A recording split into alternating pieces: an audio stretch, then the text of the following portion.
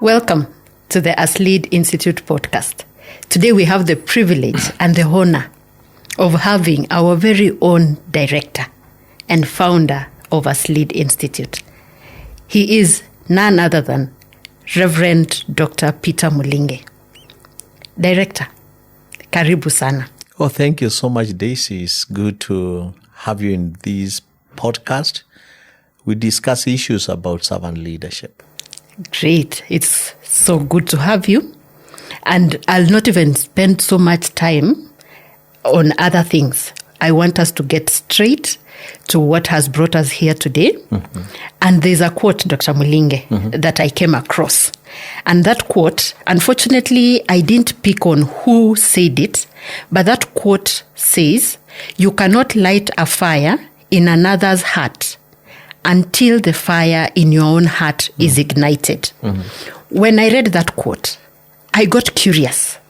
When did the fire of servant leadership begin in your heart? I always say this: get burning to make others burn. Wow. So for me, I think it all began when I was a small boy. I remember at the age of 13 years, my mom handed me over to a pastor to go and serve him. That was strict instruction from my mother. Go and stay with these men of God, serve him. Yes. And then no other question. You didn't have any say in the matter? Nothing. She actually instructed me, go, stay with him in his home as you go to school, serve him. The thing I did from the age of 13 years up to 16 years when I went to high school.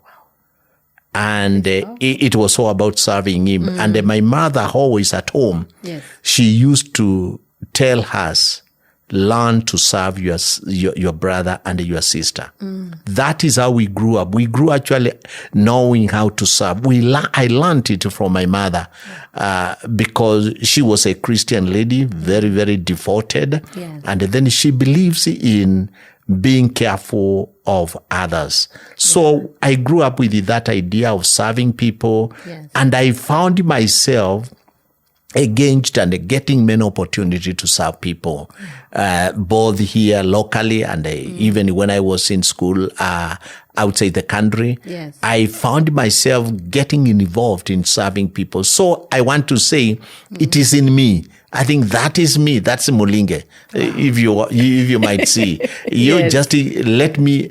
I usually don't ask you for an opportunity. And if need be, I ask you for opportunity to serve. Yes. But I always find for opportunities. And they come looking for me. Yes. I've seen you serving us tea in the office. Yes. And sometimes we wonder, this is the director. How can he be serving me coffee? It's in me. Yeah. It's in me. So that's who I am. Great. Now that takes me to another question. What role does a home play? A home front, your home, what role does it play for a child to learn such a value? You know, you've got to, as I said, that you've got to be burning so that you can make others to burn. Yes. And if, for example, you are a father or you are a mother and you don't show service to your kids, then of course they won't know how to serve. Yes. You know, kids, they imitate us and they pick from us a lot of things.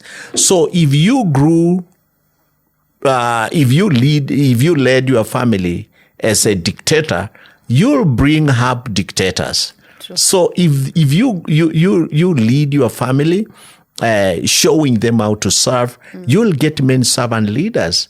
So it's a matter of how am I going to behave? What kind of an environment, what kind of a culture am I going to develop in my family? Yes. Is it a family or is it a culture of serving?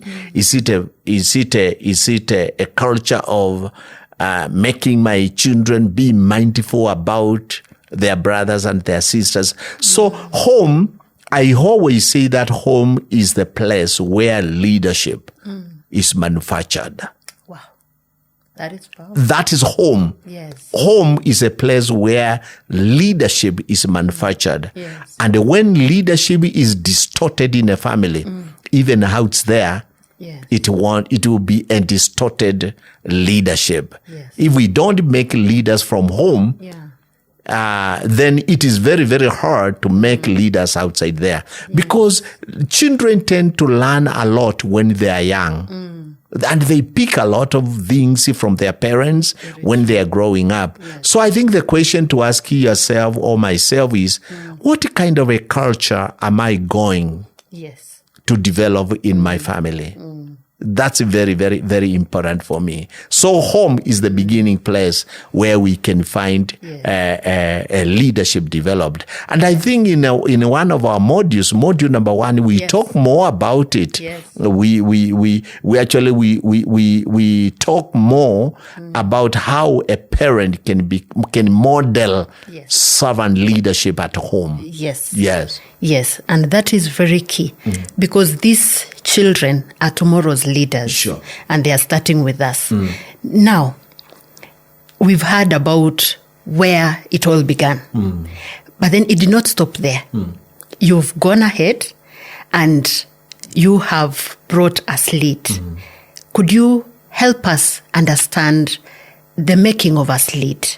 When did you get the idea of now bringing this servant leadership to the world?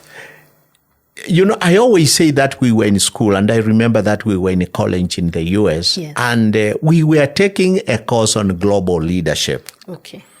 And the question, because we were only 4 guys from Africa, and then the question that came out when we went out of break, we were asking ourselves, what is wrong with Africa? Yes. Africa is the richest continent in the world, yet it is the poorest continent in the world. Yeah. Why? Yeah. And after learning understanding what global leadership is all about, and getting some kind of understanding, we found out that the problem in Africa is nothing. It's not about even the drought. It is leadership. Wow. And this is what we say in Aslead.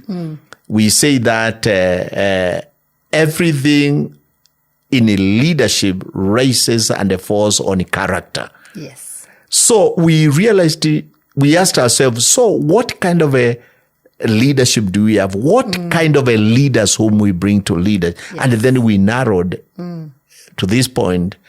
It is the character of leaders that has made Africa to be where it is today. Yeah. And then, then the vision was birthed in me to start thinking of how we can bring leadership transformation in Africa. Yes. And that's why when I coined the term Africa Servant Leadership Development Institute, which actually is Aslead, the acronym Aslead. Yeah. So, and then I started practicing it in the US, and I felt God was calling me to come back to Africa. Yes. And then later on, immediately after COVID, it took many years because, it was not easy for me to leave a job in the US. Yes. It was not easy to relocate back to the country. Yeah. It took me quite almost close to over 10 years thinking about, am I going to come back? Am I going to stay in the US?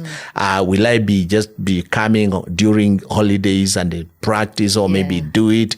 But till after COVID, or maybe during COVID, is when actually I felt a strong push in me to come back and initiate this program and these trainings in Kenya. Yeah. And when I came, I got registered with, I registered Aslead. Yes. And then the other is history. This is where we are today. Yes. And it's so amazing to see how actually the concept of servant leadership, and the more so for church leaders, servant leadership lead like Jesus.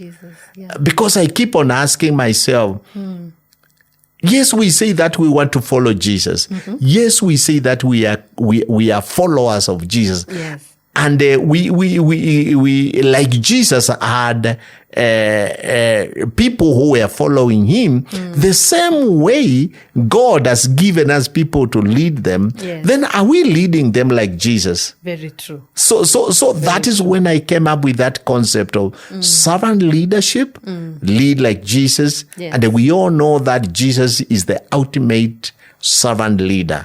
And he modeled it.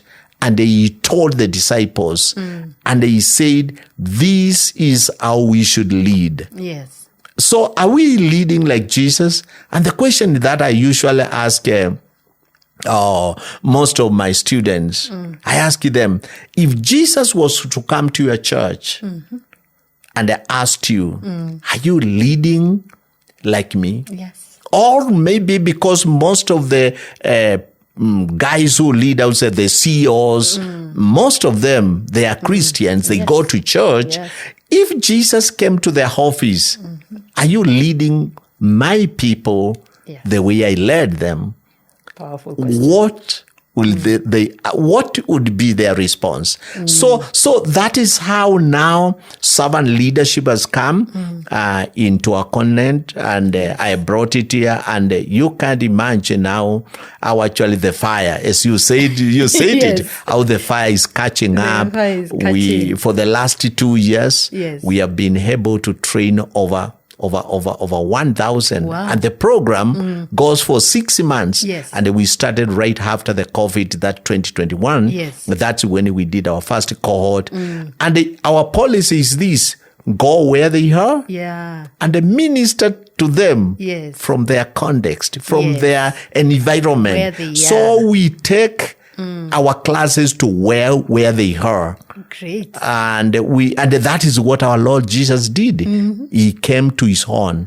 So we go to our own and teach them there. You've touched on the next point that I wanted to just bring out, so that our potential students, the people out there, now they are hearing about Aslead. Now they know about Aslead. What should they expect when they come in? You've just mentioned about going where they are. Could you just guide us on how a student, I want to join servant leadership, what do I need to do, even as we conclude this segment? As I answer that, I want to say Aslead, we emphasize on the being of a leader. We don't emphasize on the doing of a leader, because we believe that once a leader is transformed from the inside, he will do good works. So we emphasize on that. And one of the things that we tell potential students when they come to Aslead, we are going to talk about their being, their character. The person. Yes. We want to talk about that person. We want to transform that person. Because if that person, and when that person is developed, transformed, let me tell you, doing whatever they do, they will do it so well.